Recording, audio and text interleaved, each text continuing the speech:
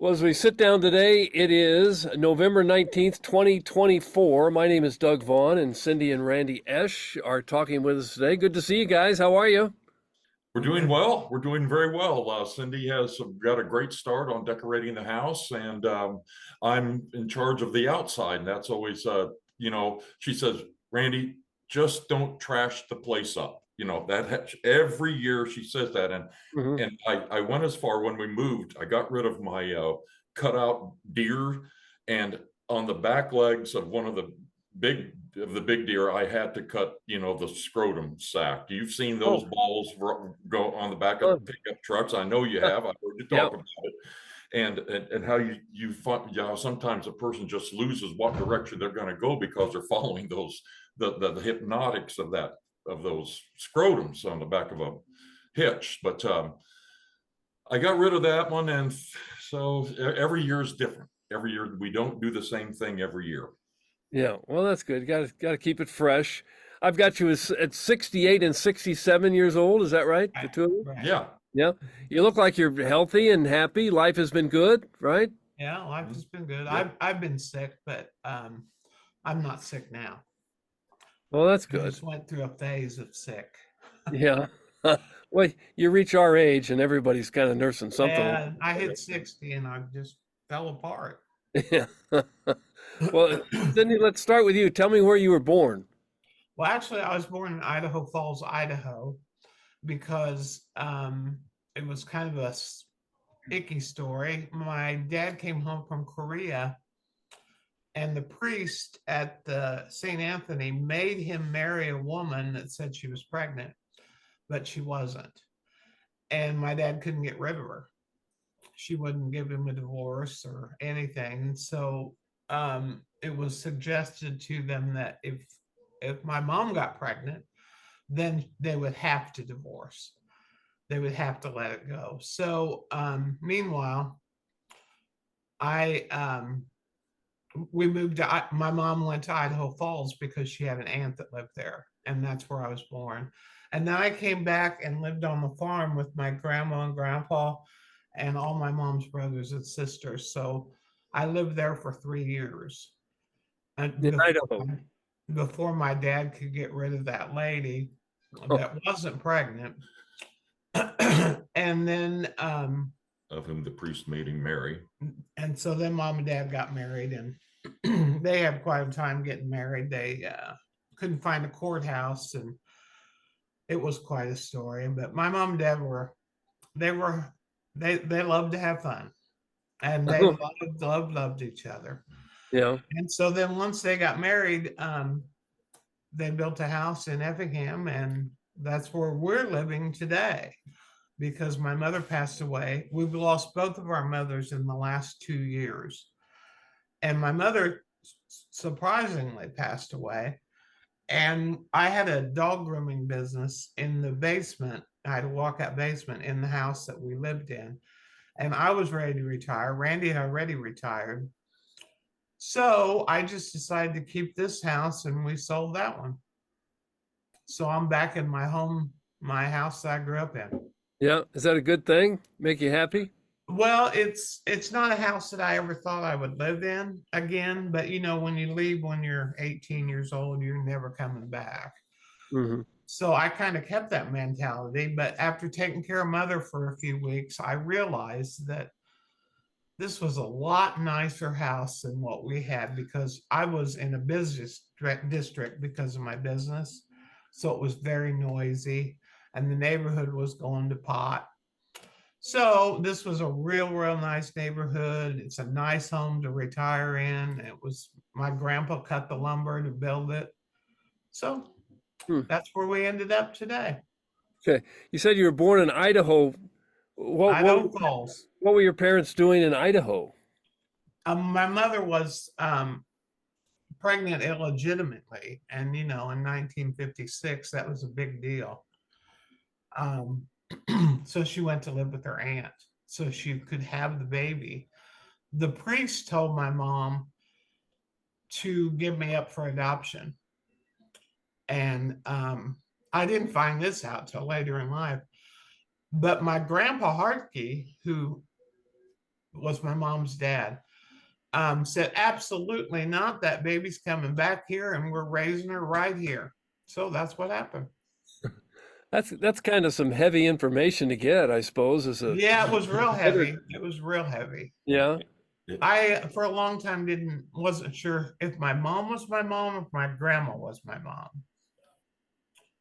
I doubted it. Yeah. So did that play with your mind at all? Are you able to handle that and get through it Oh, and get it was hard. Yeah. The hardest part was just a few years ago. Couple I years think when ago. I was 65, Yeah. Is I when- was over visiting my dad's sister, one of the few aunts and uncles I have left that are alive. And she told me that my mom didn't live on the farm when I went back from Idaho. And so I was just there with my grandma and my mom's sister, my Aunt Lindy, and all the men. And my mom come back to Effingham to live, I imagine, so she could run with Ray, my dad. And I always thought, she always said we went back and lived on the farm. So I assumed we meant her and I, but really it meant just me. no. And I never did understand why the bond to my mother was not as strong, but was so strong between my grandma and my Aunt Lindy. I had such a strong bond to them. And that's why I spent 3 years with them. Yeah. So And now I Randy, come to terms with it. I never said yeah, anything to my mother about it. yeah, She was getting, she was old by then, and I just didn't want to even bother with it. yeah. Well, you got through it though. Yeah, and Good. a lot of crazy things have happened, and that was just the beginning. Randy, did you have a crazy birth story too, or was it No. Wait a minute. more typical? Cindy, I could always tell when Cindy came back from talking to her Aunt Sylvia. Uh-oh, you've talked to your aunt again. Yeah, I'm trying to get information from Yeah, her because yeah. she's the last. Yeah, she's the last one. And she grew. That was her dad's sister, of course. And boy, And she married my mom's brother. yes. So she's a double aunt. Oh, wow. Yeah. Yeah. That is Wow. unusual. Yeah, that is unusual. Don't tell me things like that haven't happened in your family tree. Not that I know of, but everyone's got secrets. Maybe they just didn't. Yeah, that's right. Not everybody has a priest, Father Golf. Father Oh. Golf. That was the name of the St. Anthony High School gym for years and years, golf gym. Hmm. Whew. But let me see. Mine isn't anything like that. Born in Effingham, natural childbirth. But one thing that is funny, and just recently after I retired, I signing up for this and that, and got to see your birth certificate to do this and that. And I noticed on my birth certificate where it says Male or gender, female? It says female. F. Oh, no.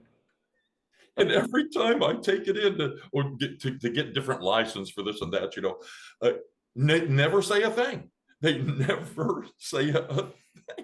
Really? So I was tempted a couple of 2-3 years ago to approach the administration at that time and say, hey, I'm a female and things just ain't right and I need some help here. But I never did follow through with that. I think everybody has thoughts that they want to do, but they never follow through with them. Yeah. Anyway, I was born in Effingham and with a gender of F. And my older brothers, I had two brothers, and one's older, and he has a biblical name, and my younger one has a biblical name, David and Mark. I get Randy. I said, I'm still looking. Randall. Yeah, I've got Randall. Man, I believe that there is a Saint Randolph someplace. I don't know where your mom dug that up. I don't know either. I was raised Catholic, and Randy was raised Lutheran. Right. Very strict Lutheran. I, of course, Catholics, they are. I just went to church every day. As a kid, yeah. So you made that work, though, the different religions, you made that work without... Yeah, when I married Randy, I stayed Catholic until I was pregnant with our first And while I was pregnant, I took the confirmation classes, which I didn't really see why I needed them. As far as I was concerned, to become a Lutheran, all I had to do is subtract a few beliefs. But I did it, and I became a Lutheran, and that's been 38 years ago. Yeah. Oh, Yeah. We're still attending. And the we're same church. happy, and we're happy there at our church. Yeah. Mhm, Yeah. mhm. we heard about Cindy's parents. Randy, what about yours? What were your parents like?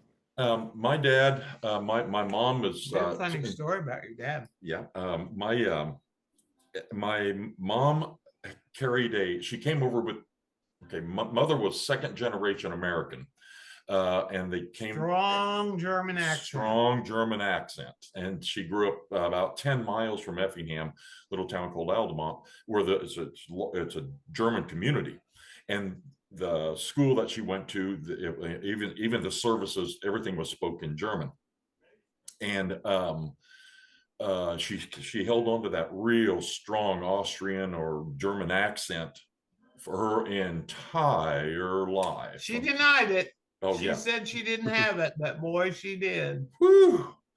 And my dad, he grew up on a farm south of Effingham. They had a farm down there, him and his brother, and of course her dad, he grew up in it. And his dad had a sister too, Aunt Margaret.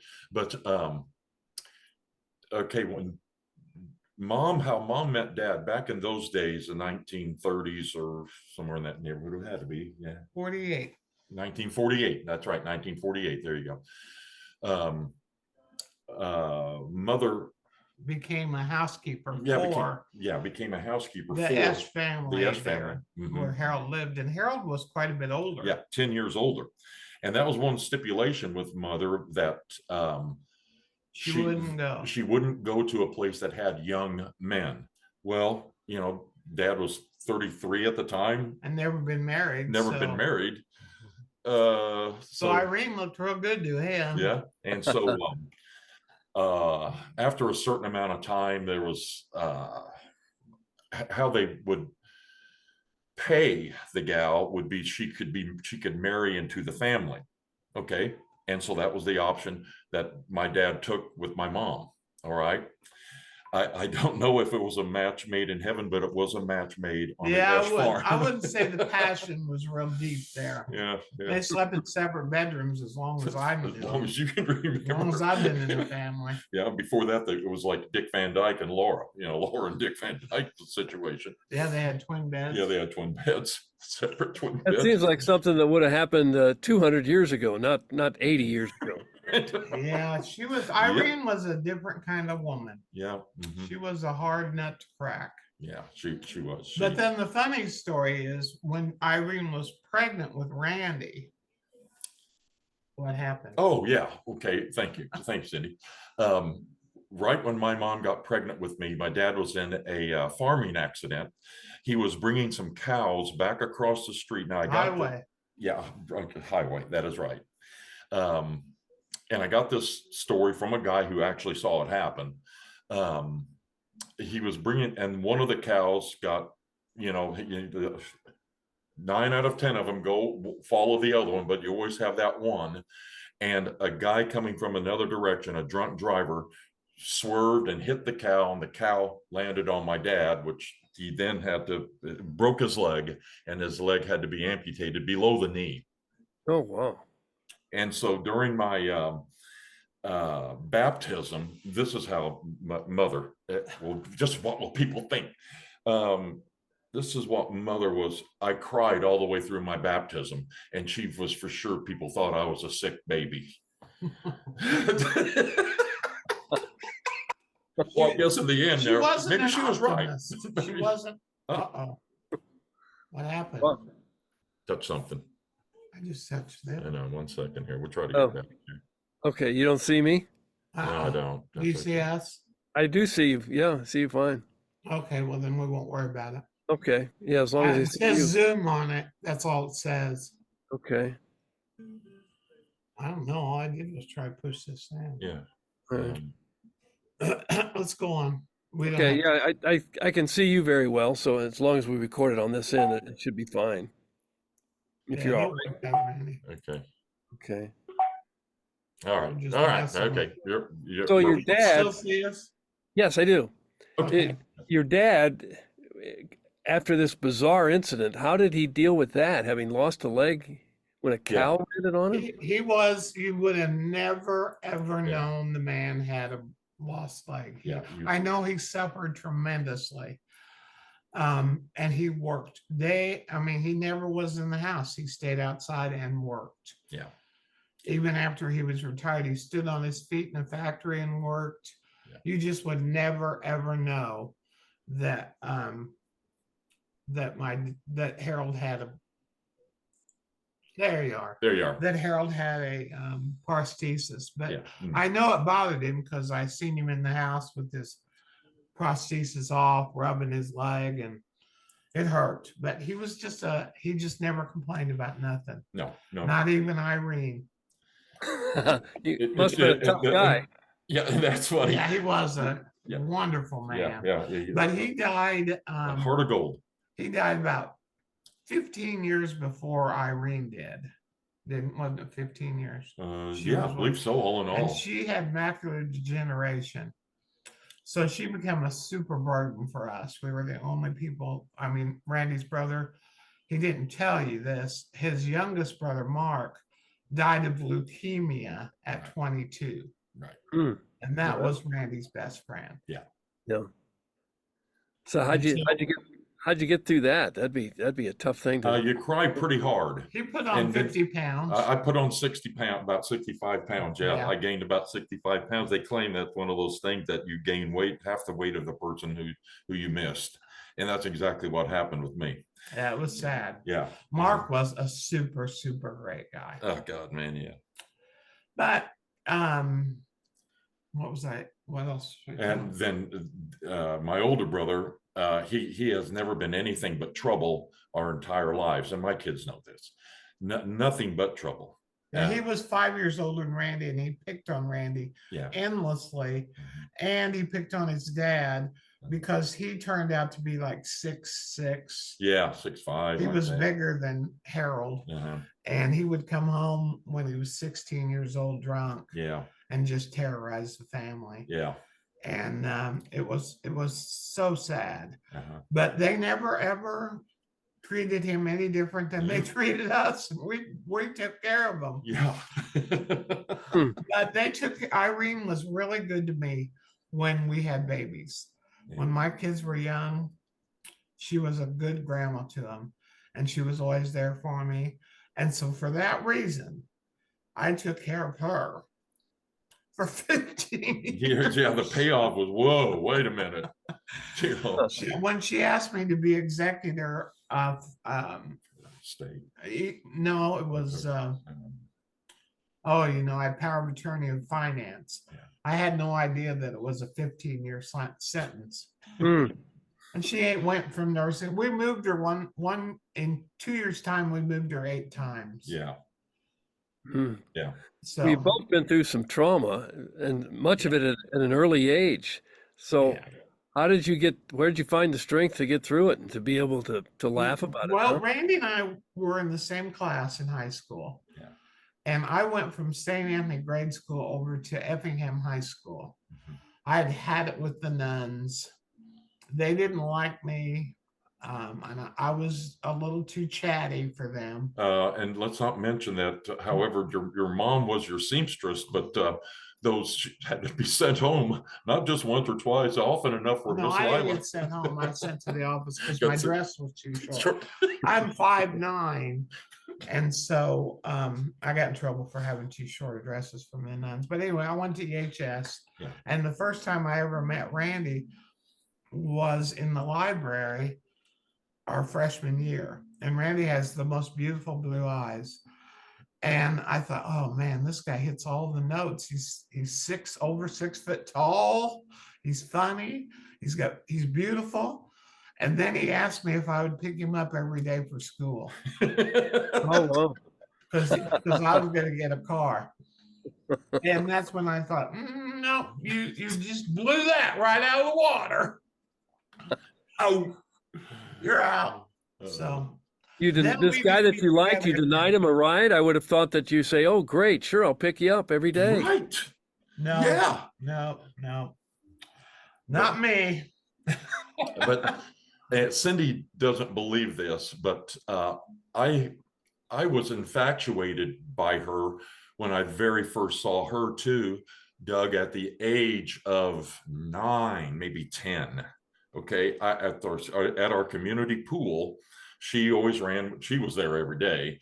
Uh, she was always run with her same group on the same side, and I'd be watching her. And I even went as far after a couple of years, I think 10 years, 11 years old, something like that.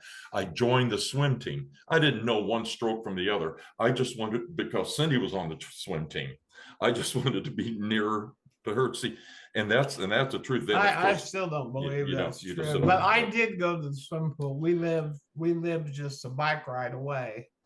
And my dad was he had a jar in the cupboard that was full of quarters, and back then I think it was maybe a quarter to go, so I could go every day, and I did.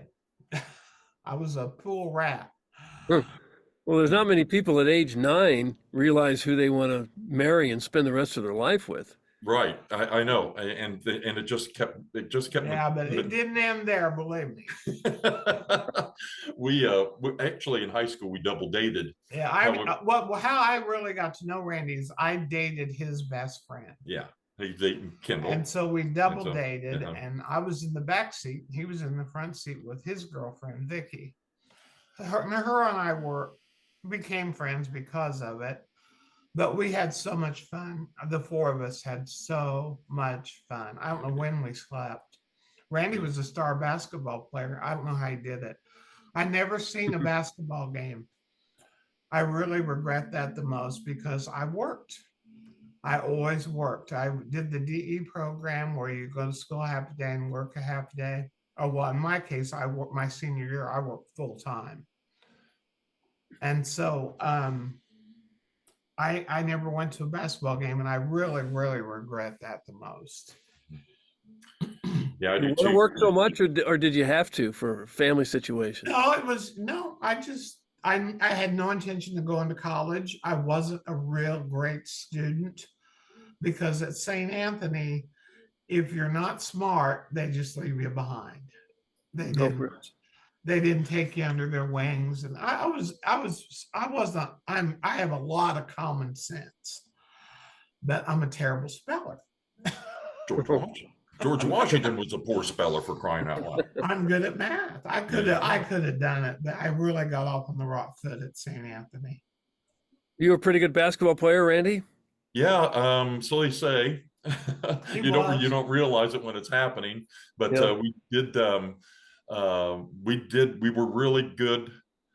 I don't know, Doug. I would only play half the first when I was a junior, I guess it was.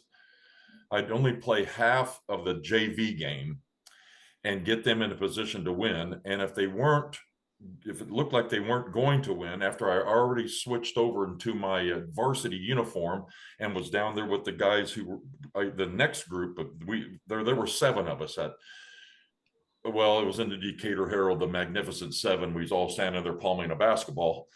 And when we were good, we were really good, and had the 3-point. We averaged right at 72 points a game at 2 That's points. a lot. Yeah, and had the 3-point arc been, if they'd been allowed or have applied that, I'm pretty sure we would have averaged over 80 points a game. Over 80 points a game. But we had a really good team, really good coach too, and that's what helped, Jim Maxon.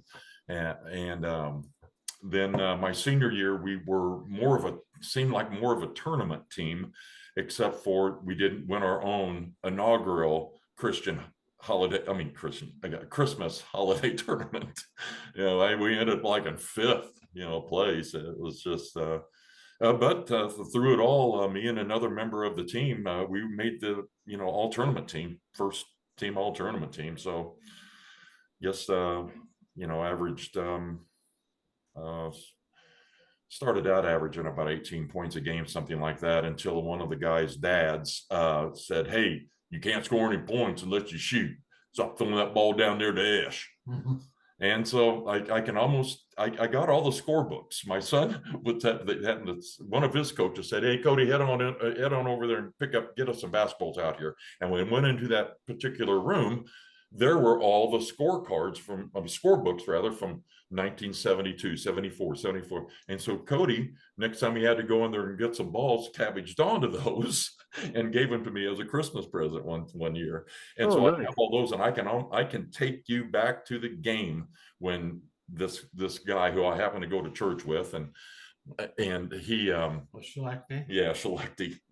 And I can take you back to when he stopped running the plays and just took two dribbles and shot, and without alas being in rebounding position well enough. But I didn't even realize it at the time. I remember thinking, why aren't we running the plays, man? Get it down to Chuck or me and score and win. Let's just win. I wasn't, I really wasn't going to go to college either. I was headed to the Navy. So Now, when you were playing, did you look in the crowd and say, "Where is Cindy? Why doesn't she come to?"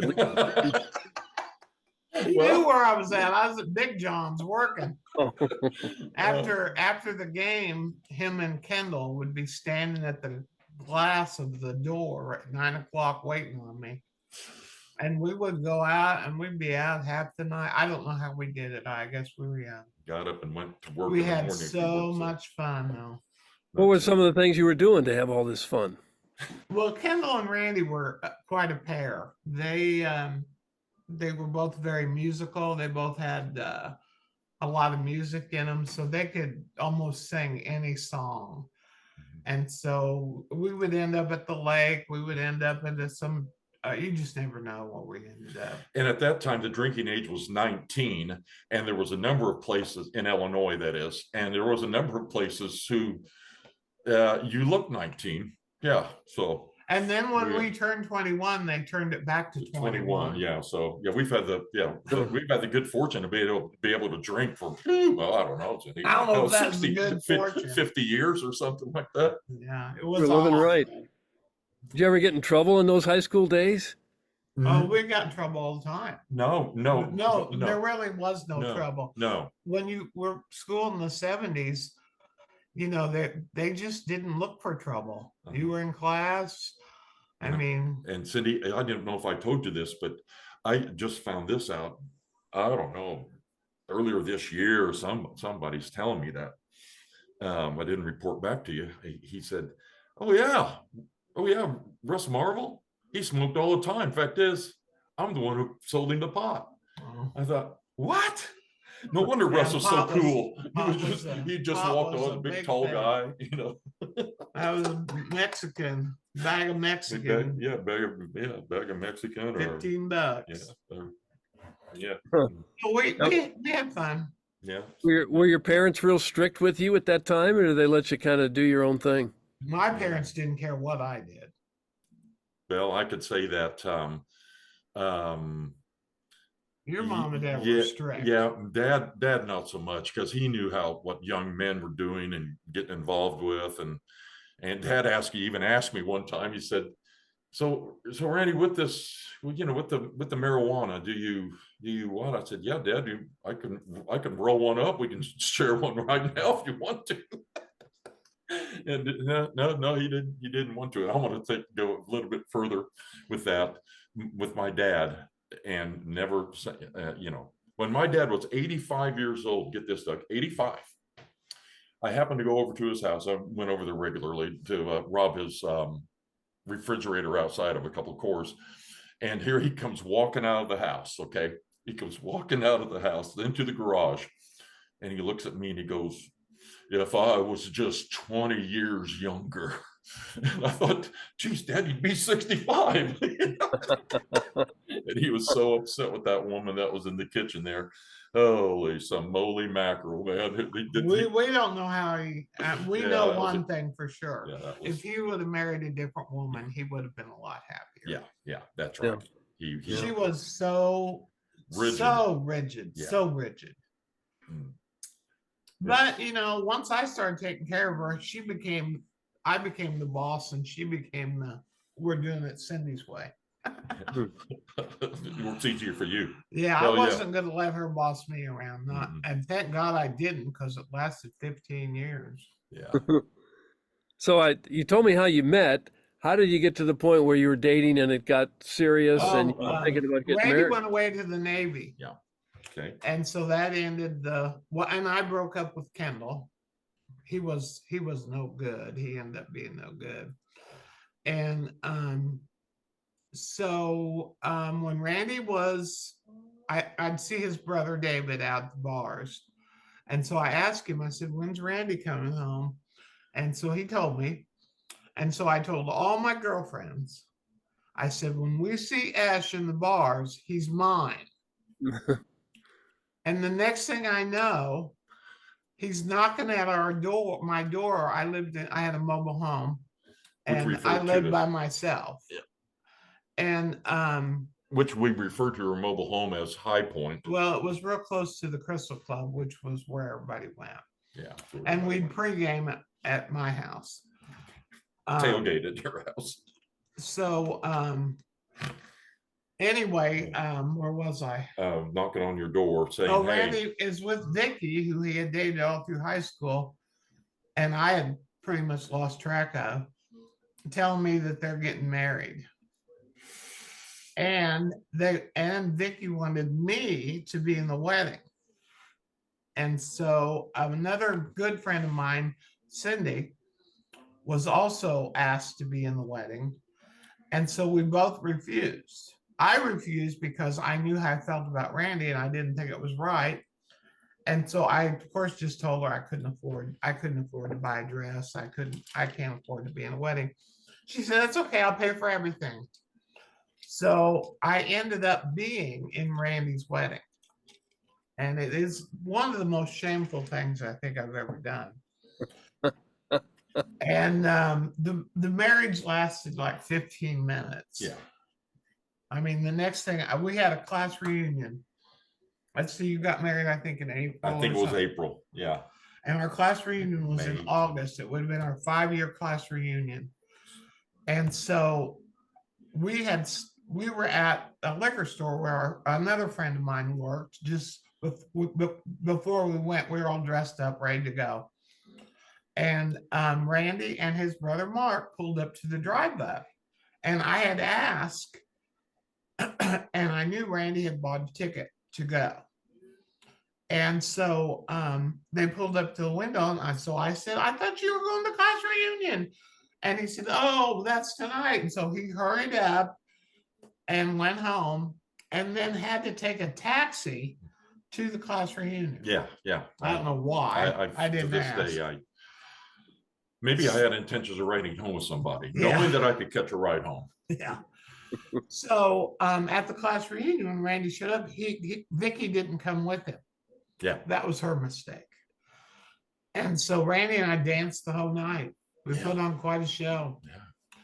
And according to others, we put on quite a show. Yeah. I'm still good friends with a lot of our classmates. And so that begun. And so then Randy realized for the first time that I did have interest in him. Always before, he didn't think I would have anything to do with him. He never even tried. And then Kendall was always a problem. But once he realized it, then we went one day to St. Louis together. Yeah, that's right. Just to kind of get a feel for each other. And we had a great time. And he showed up the next morning at my house to take me to breakfast. And I don't think he ever left. Nope, that's right. It's one of those, just like that Stevie Nicks song that, the first time that I walked into your house, I knew that I'd never leave. So it goes something like that. Yeah. And that's and I didn't leave, you're still here. Hey, Jenny, I'm still here. He had to get an apartment because, he had to get a divorce. And so that was a real stinky situation. She blamed me, of course. Yeah. And but we withstood the test of time. So she was wrong. I was right. Hmm. Mhm. How did you propose, Randy? You remember? You know, we just talked about that this morning. It just so Oh, happens. And when where Cindy, where her mobile home was, it was just a quarter of a mile from a little creek, and it had an old bridge Lived on there. a country road. Yeah, it's on a country road. And You could walk down that country road and you'd be at a bridge that went over a small creek. yeah. And we went down there very often to walk the dogs and what have you. We had the first thing we did, I think, was buy an Airedale. Yeah. I had always wanted one. Well, my brother bought it for me, but we went to St. Louis and got Ostie, our first Airedale. And so we'd walk her down there, and we had a good life there. We lived there, and then Randy was still going to school part-time and working at the radio station. Yeah. Part-time at the radio station, going to school full-time. Yeah. Right. So yeah, so that's when that's where I proposed. Yeah. On the bridge. And we made that was the following year, and we made arrangements to get married on the same day that our class reunion was. Yeah. So we got married on September 6th. That's sweet. A year later. Yeah.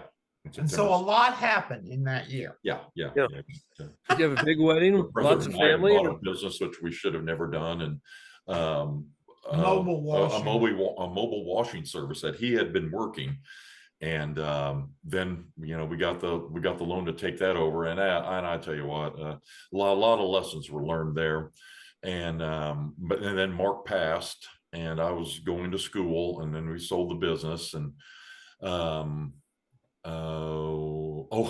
would take that trip on the side, Midwest Mobile Washing Service, and I'd hide it behind Cindy's mobile home. Yeah, right. I didn't see no van. He was trouble. He was trouble from the beginning. I should have known. My life would be full of it. But the marriage has gone on famously ever since, though, right? Yeah, everything's been good. Yeah. Everything was good. We started a family. We didn't have children for 5 years after we married. So them were good years. And then we had a son. Well, Randy sang to me. We got married outside at the lake because we couldn't really get married at the Lutheran church. We had just done that. So we got married by justices of peace at the lake. And Randy sang to me a Danny song. And one of the lines in Danny's song is, I think we're going to have a son. Yeah, I think, and that I think was the most memorable, only in that we hear that song now all the time. Yeah. And the kids know it, and we know it. And anytime we hear it, they know that's Mom and Dad's song. Yeah. Everything stops. So that's a nice memory to have, though. It was a good memory. It's a beautiful song, and a lot of it came true. Yeah, that's true. Were you able to go on a honeymoon? Yeah, we went on a honeymoon. We didn't go far. Yeah, we didn't go far. Just outside of St. Louis, someplace now. I can't remember for sure what it was. I think it was a free vacation. I worked for the Dybel family. I was a bookkeeper for the Dybel family, and they had got it in the mail. And since they knew absolutely nothing that was going on, I just took it and we used it. Yeah, that's it. It was I don't know. It was a free, I don't know why I had it, but anyway, that's what we did. It was a timeshare thing. That's right. I don't know if they wanted to sell. I don't remember. But they put us up in like a small camper, right? No, that's the same place. No. It was a house. It was a building. It wasn't. That was a different time. We went in a camper. That time we took Ostie. We took Ostie, and as soon as we got the camper, got everything out of the car and kind of into the camper, Ostie was a good Airedale. Somebody had just went fishing and was very lucky. And not Derby, that's our Airedale now. Ostie decided she's going to try some fresh fish. She stole their fish. She stole their fish. So we What got do you off say? on the wrong foot there. We've had 6 Airedales in our marriage. Oh, well. We got our last one, and I do mean last, just prior to my mom getting sick. Yeah. And so that took me, I was a dog groomer. After my bookkeeping days kind of ended, we already had 2 children. And so I started part-time at the credit union, and I started a dog grooming business just 3 days a week, which grew into a giant business. And we had a walkout basement, so it was convenient. I was right there at home, and I didn't have to do daycare because I was home, and I just worked till noon. I could have worked till 9 o'clock at night, but I refused to do a lot of dogs. I kept it small house dogs is all I did. And thank goodness, because I don't know if I could have done it as long as so I did it for 35 years. And I made so many friends, and I had such a good clientele. It was outside the work was a little bit labor intensive. The dogs were great. The people were great. So that was fun. Mm-hmm. Yeah. And Randy, at what point did you enlist in the Navy? You said you were in the Navy at one point. Yeah. 1 year out of year out of high school. So yeah, in fact is I got on the Greyhound bus here in Effingham, and to this day I can remember the song that was playing when I got on that bus. I think it's going to be it's such a long time by Boston. I think it's going to be it. So anyway, it was a long. He it did was a 3 long years. time. He was in.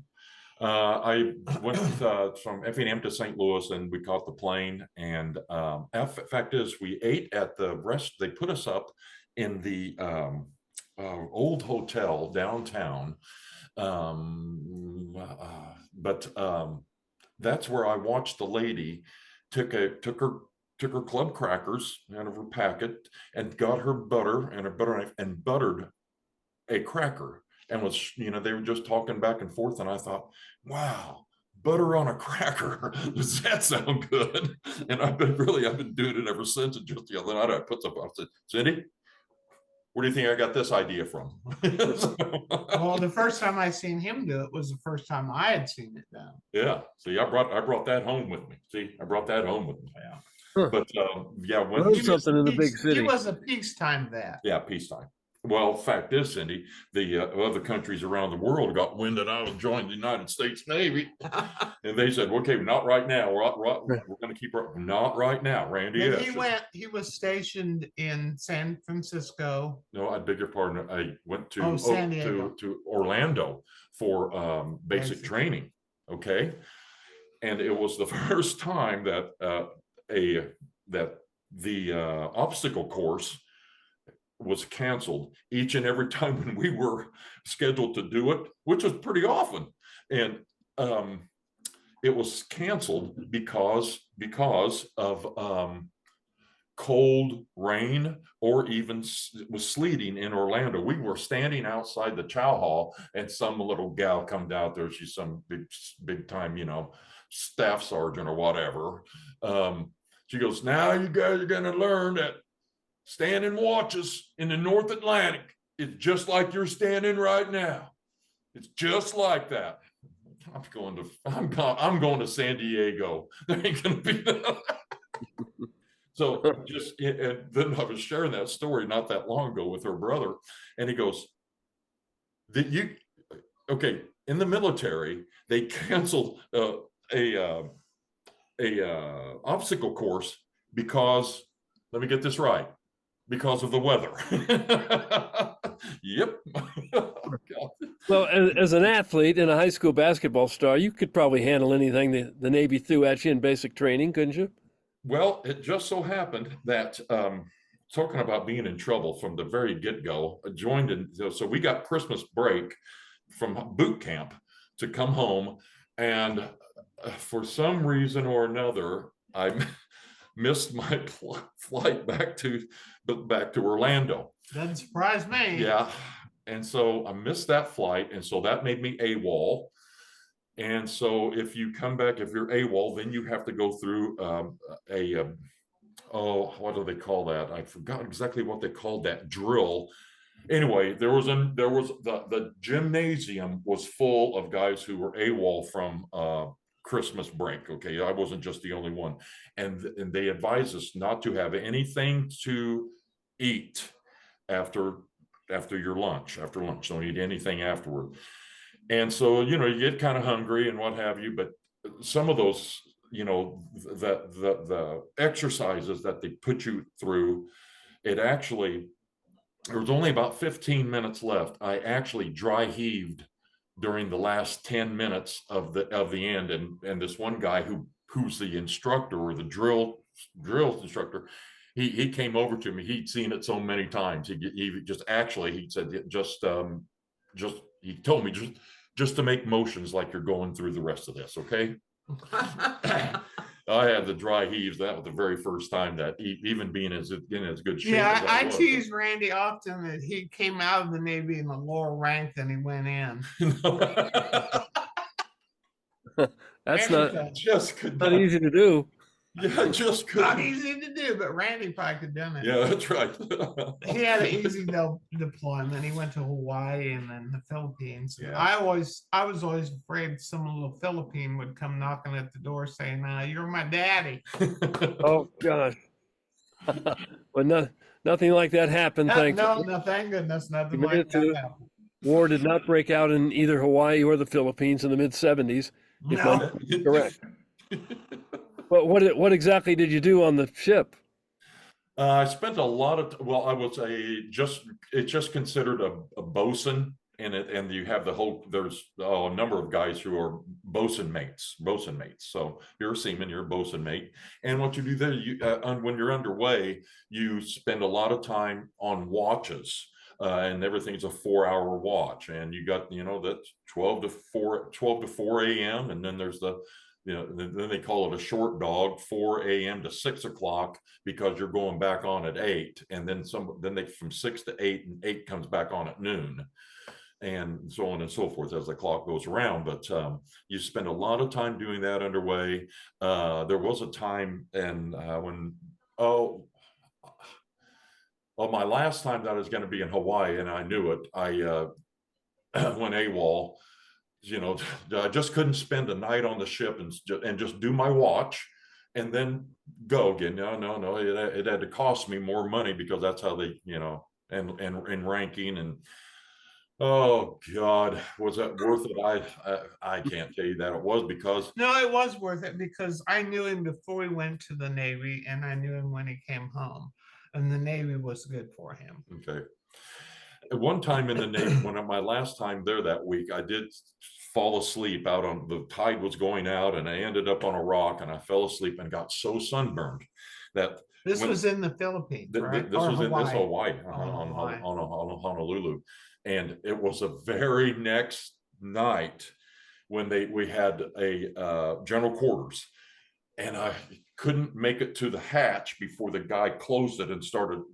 And when he closes that hatch, he starts sealing it down and turning the knobs, and all that's left is a round circle to get out of. And I was a little bit too broad at shoulders, and I was scraping my sunburn all the way out of that hole. And the guys behind me are going, "Come on, Esch, come on," because you had to make it to your general quarter station within a certain amount of minutes. And some of them were a little bit further away. And to this day, I can still feel those scrapes. Oh my goodness gracious! And that was against one of the bylaws and laws of being in the Navy. Don't get sunburned. I didn't know that, but I can understand why. Now, was there a reason why you kept showing up late and being worried about AWOL? That's just Randy. Yeah, no, wasn't a reason. That's just Randy. Then I spent a lot of time in the kitchen. Yeah, that's where KP. He did a lot of KP. I preferred it, and in the end, I preferred it. So. Probably safer in there. safer in there than other places on the ship, no doubt. Okay, yeah, that's right. For as far as the rest of the crew was concerned, you were right. You're correct. That was a safe place for me. But no, yeah, you're right. It is. As far as life changing, I would say, yeah. When I got out, I was still folding my underwear. We went to a church dinner where you all stand in line waiting to go to eat. And the room is just completely full. And Randy says, "Man, this reminds me of when I was in prison." And I said, "Randy, there is so much difference between prison and being in the Navy." Yeah, but we dressed alike. We had the But same hat. that was his mentality of the Navy yeah. when he came home. Did you do prison time? Was there a story in there that we missed? No, but he, for some reason, thought everyone would get the joke. Oh, God, man. Yeah. But You probably got the veterans benefits out of it, though. Did you get that? Were you in long enough? Yeah, I sure did. I went to college on it. That was my whole thing. Yeah, they were still offering the GI Bill there in 1976. That offer was going to expire in December 31st, 1976. And so that's the reason why I went in. Yeah, I got the GI Bill, and it was very generous. I went from Lakeland College to Eastern, and when I expected to get at least, we're gonna have to take a student loan on this or that, nothing. No, you just coast right through. You get all the grants, you get the Pell grants just by signing your name, and they paid you. Yeah, right. Shoot, man, $397 a month. Back then was a lot of money. Yeah, right. And especially if your girlfriend owned the mobile home. Yeah. By then we were married. Yeah, that's right. But that was my mom and dad bought me that, I think, just to get me out of the house. Let's buy her a mobile home so she don't live here no more. Yeah. Mm-hmm. So Cindy, tell me about your kids. You said they came along 5 years after you got married. Yeah, we had Cody is our oldest. He's 38 now, and he was a fine young man, an excellent basketball player. He went on and got a scholarship at Lindenwood, and never came home from St. Louis. He still lives in St. Louis. He lives in Oakville. And he married his high school sweetheart, who was a cheerleader. And some of the happiest days of my life were watching my son play basketball. With Cindy's pregnancy, now, Cody was a little bit late, and we lived at that time in the country. Yeah. And I found the roughest road there. We heard something that, just drive her down a rough road, and that'll get that water to break. And we would, not just once, not just twice, we did it so often that it was just like, hey, this ain't gonna work. Cody was 10 pounds, 13 ounces. Yeah. Oh, that's a big kid. Yeah. He was that's big. Mm-hmm. And then we had Carly, and they're almost 5 years apart. I had some trouble getting pregnant. And so she's a beautiful young lady, has a good job. She lives here in Effingham. We wouldn't know it because we hardly ever see her because she's so busy. But she's not married, and I don't anticipate her having children. Now our son has two, a 6-year-old boy and a 2-year-old little girl, and they're expecting their third in February. So he loves being a dad. Yeah. How do you like being grandparents? We've got some stiff competition, and it's been heartbreaking. When you're dealing with a mother-in-law, the mother of the of your daughter-in-law. When it's your son, you don't have much power. Right. And so Randy and I sometimes call them nursing home visits. They'll stop by before they head back to St. Louis. Yeah. And they've been over and the other mother, the other grandma, lives just about 10 miles away. And that's where they always stay, which is fine with me. I couldn't stand all that commotion like she puts up with. Mm-hmm. But she's a very wealthy woman, and there is nothing that she can't buy or buy them. And her husband died several years later, and that gave her more power. Her husband has been dead now, has passed. Yeah. Well, I don't know how long he's been gone, yeah, but when 3 he years, died, 4 then years, she even got more power. yeah. And so we're just kind of like, but what we're finding out is that, like on the 7th, they need me to come down to St. Louis and babysit so they can go to a Christmas party. So I'll do a 24-hour run down to St. Louis and babysit. That's when I get the most quality time with them, is if I Yeah. just go down there. Yeah.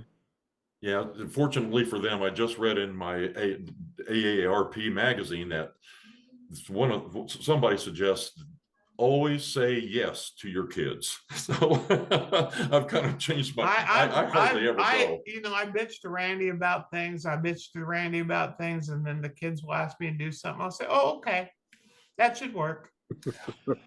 That's I how just how cannot it say goes, no isn't to it? them. Yeah. Yeah. Probably can't say no to the grandkids either, I'm guessing. No, Well. and it's a chance for me to, be there and give them their baths and feed them, put them to bed, be up with them in the mornings. It's quality time when I go Mhm. down there. Randy stays home with our last Airedale, who is not welcome at their house. So she's a good dog, but she's a runner. If she would get loose, she just runs. And here it's fine because she just run around the neighborhood a little bit and then she'll come home. Mhm. But you know how it is in Oakville? Hilly. It's Yep. all the cul-de-sacs. Mhm. And a lot of the houses look similar. And if she'd get away, and my grandson has a bad habit of letting her loose. And if she'd get away there, we'd never get her back. And that puts you in panic. Yeah, and it would just break our hearts because she is a really loving, good dog. She just is not a dog that will come when you call her. And I've never had a dog that wouldn't come when I called. She's my 21st dog that I've owned. And I have never had a dog that wouldn't come when I called. Whew. Well, that makes it difficult. But in the process, it has afforded us to meet the neighbors, because they'll hold on to her and call. And say, Derby's loose. Yeah. So I'll take the golf cart over there and chat it up with them. So, we got a chance to meet some of the people that otherwise. But we don't chase her no more. If she don't come home, then she don't have a home. My thinking always was, if they ain't smart enough to stay home, they won't live here long. That's that common sense coming through. Right. Tell me how you think the country and the world has changed from the time you guys were young in the 60s and the 70s to where it is today. It's a long way from where it was. I don't even try to give advice to my daughter-in-law. Cody will listen to me, because if it isn't on the internet, it can't be true. Right. It can't be just because you've lived through it. Yeah. It's just, when I lived here when I was a kid, we ran the neighborhood. They had neighborhood parties. The basement was full of all my mom and dad's neighbors, and they'd have parties, play cards, have fun. Smoke in the house. Yeah. Everybody's in the basement. They have movies. It's just a fog in the basement. Everybody's drinking Schlitz, Right. Thinking nothing of it. Mm-hmm. Yeah. And there were 7 of us neighbor girls that played together, and we were close to the pool, close to the ballpark. It was fun. And our kids were so even restricted, but not as much as I see what our grandkids are going to be. I had a real wake-up call when Cody was like, we just need somebody to, get crew to do something once in a while. And I said, we'll make a play date and have him go to his friend's house. Well, then I would have to go too. And I said, no, that's not how play dates work. Well, I ain't leaving him somewhere. I ain't with somebody else. And I said, well, then I can't give you any advice. Yeah. And in other words, we've lost you hear it so often, but it's just so true. We've lost our innocence. Mm-hmm. It just different elements have become just, I think a lot of it we've just rolled over. I think as a Christian community, even you just go, okay, we've said that way too often, and things have just creeped into our lifestyles, and it's not for better. Everything is just, oh, so just in some area just wrong. It's just too much attention is given to. Well, I think I certain heard groups. it on the show this morning. We were listening to the radio show, your radio show this morning. Morning after. And the guy called in and they were talking about hating kids. Yeah. And the guy called in and said, it's not the kids, it's the parents. The damn parents. And that's I believe that with all my heart. Kids aren't born bad. Right. I'm afraid maybe it was our generation that made the kids soft, because our parents certainly weren't soft on us. No. Yeah. I think maybe it's our fault. Right. We were a little softer on our kids. And then, well, I always tell my kids, we were, what do I always say? We were second-class citizens, or, you know, we were, you know, it didn't matter. Or we made you kids a priority. But by not having kids till we were 30, we were done with everything. You know, and I contributed it to that. I could give my kids 100% of my time because I'd done everything I wanted to do. But now I watch my son, and he's even worse. Helicopter parent. Oh, and he plays with his kids to the point where Crew doesn't even know how to play by himself. He thinks he can only play if Daddy plays with him. Yeah. And Cody did admit it, though. He did. He finally came in. He finally told us. I created a monster here. I think I made a mistake, Mom. Yeah, I said, I could have told you that, son, but you were having so much fun. I didn't want to break your heart. Yeah. Somehow they'll get through it. And they'll be I don't know what the world will be like when our grandkids are older, but I think the kids these days are actually better. They're actually better than what we give them credit for. You know, all we hear is the bad, but there are so many good kids out there doing good things. Yeah, there is. Yeah. A lot of Cody's friends and Carly's friends, they all straightened up and became something. That's good. So how will you guys? How would you want to be remembered? You know, when your time on Earth has come and gone, how would you like your friends and family to look back and? Well, in high school, we were voted Mr. and Miss Goof Off. Yeah, Mr. and Mrs. Goof Off. And that pretty much is true. Yeah. We like to goof off. Yeah, we like to goof off. We're goofy. We're goofy. If someone says something about us even now, it's just, we can't deny it. You know, they'll say something to our kids, and our kids will get back to us. Yeah. Carly hears it all the time. You know, Carly hears it. Damn, I thought somebody surely forgot about that by now. You know. Well, it's pretty nice to be able to go through life with a smile on your face too, and then be happy all the time. Yeah, we've always had fun. We always make everything fun. Yeah. And we are loving the heck out of retirement. Yeah. Yeah, I bet. You don't mind sleeping till 8 o'clock in the morning at all. I wouldn't think so. Yeah. But if you're, go ahead, Randy. Didn't mean to interrupt. No, I told Cindy this morning, I was just too tired this morning to listen to the news at 6:30. So I rolled over and went back to sleep till 7:30 news. More like it. Well, 20 or 30 years from now, when your kids or grandkids put this in and watch it, is there a message you would like to give them? I don't know what it'd be, except it would just be, I think the more things change, the more they stay the same. There's so much truth. And I've told my kids this a number of times, and they know it. Shit happens. Just count on it.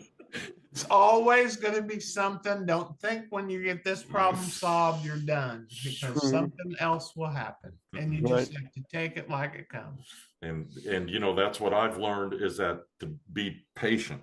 Patience is what I've learned. Yeah, Randy needed to learn patience. Yeah, sure did. And I have an abundance of patience. Of course, being a dog groomer, you'd have to have. But Randy, he's learning. It was an adjustment for us to be together 24/7. Yeah. As long as we'd been married, even we just, you know, Randy was gone all day working, and I was at home. Yeah. And so I run the ship. And when Randy retired, he thought it was his turn to run the ship. No. How's that working out for you? Well, still working out. no, wait a minute. I'm still working at it. Okay. I just- Little by little. And another thing that I'd like to say is that it's respect that you have to give in order to get. And respect and patience. I think that's what I've really learned in life. And had I applied more patience earlier in my And life, I think respect. things may have been a little bit different, because every single time I finally blow, it never ever did end well or in my favor. Never. Never. So that's what I can really pass on. Just Keep your cool. Everybody always says don't go to bed mad. Right. I didn't. I always say no. I always say go to bed before you say something you're going to regret. Just There's go words to live bed, by right there. Shut up. Well, guys, is there a question I should have asked you that I didn't? Is there any last thoughts you'd like to give? The kids know about the last part of our life, and so Yeah. we don't want to remember after I got sick anyway. So everything's good. Yeah, it's good. We love being retired. We have enough money to take care of us. We don't have any worries. Yeah. We're happy. Yeah. And can you make it to 100? You think you'll live to be 100? Randy probably will. His mom died at 97, 7 months. Oh, wow. Yeah. Your dad died at 92. My dad died when he was 93. 93. So. My dad died at 68, which is the age I am now. Yeah. And my mother died at 86. Yeah. So you still got to I anticipate Randy outliving me. And I've told him if I get dementia, just move me into my old bedroom and lock the door, and I'll think I'm right back at home. Hook up the stereo. Hook up Hook up a few posters. Put up a few posters. Leave me alone. You got it all figured out. Yeah, we got that part. Dementia runs pretty strong in my family. Oh, well, that's no good. But it seems like you guys have lived a happy life, a fun life, eventful life. You got to be, looking back, you have to be pretty happy with the way things turned out. Yes, we do. Yes, we are. We're grateful. Yeah, some days I wonder why I married him, but I'm to the point now in my life where I love him like he's a child. I could not love him. It's just unconditional now. Yep. Sounded like a compliment, Randy. I think it was. Yeah, it has. It's been very rewarding. I love my kids a lot. Yeah, we have. We were just talking about that the other day, is that, we don't really have to travel any place, because we can just jump in the car and just drive around, do some what I refer to as cruising and boozing, and we just stop someplace, and that's good, and then we're good. We just don't have to. I'm not much of a traveler, so I'm a little bit of an anchor. Yeah, I think we'd live a lot freer spirit if Randy would have married somebody like himself, but he didn't. No, he didn't want anyone but you. Well, I tell you what, my liver probably appreciates it too. Yeah, well, that's important to watch. That I didn't marry somebody else, Somebody like yourself. Yeah, right. Well, we had a lot of fun with our kids when we had the growing up years, and then we had what was it? I called them the frat years, and that was when they came home from college, and our house would turn into a frat house. Yeah. And then that lasted until Cody finally had a child, and then that put an end to that. Right. Well, everything's got to come to an end at some point, I suppose. Thank God it did, because it was wearing on me. Well, it's been fun talking with you guys. Hope you enjoyed it, and I'm sure your grandkids and your kids will love playing this back and watching it over the years. I hope so. It was a Christmas present, so. Oh, great. Well, Doug, thank you very much for taking the time. It was an honor. Happy to do it. It was fun hearing your life story.